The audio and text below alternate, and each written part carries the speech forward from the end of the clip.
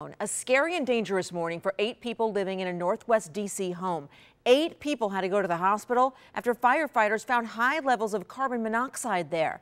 And this is the second time something like this has happened in just the last few days. Thankfully, Stephanie Ramirez learned the 8 are going to be okay, but you're going to want to hear what she has to say to make sure that you're safe. Dizziness, fatigue. they get clumsy. In this morning's case, Illnesses were consistent with flu-like symptoms. but it wasn't the flu, it was carbon monoxide poisoning. Carbon monoxide, or CO, is an odorless, colorless, tasteless gas that can make you sick or even kill you. Near 5th and U Street Northwest. Thankfully, one person had the wherewithal to call 911. Otherwise, the fire department says this could have been worse. Captain Mark St. Laurent says that one person Made a good call that day. Look, we know it's cold out and people are shutting their windows while still using their appliances and heat.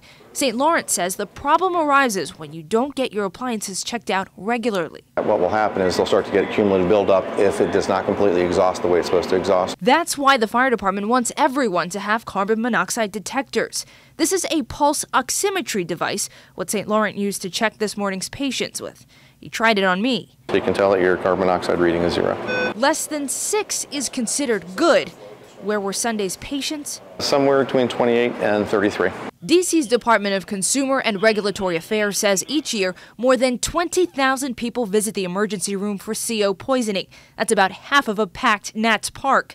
More than 400 Americans die each year from the same thing. Just for the neighborhood in general, that's dangerous. I didn't know how far it had spread. Jim Coleman says his home was also checked. St. Laurent says inside this home, they found a malfunctioning furnace in the basement. On U Street Northwest, Stephanie Ramirez, WUSA 9. That is some good advice there.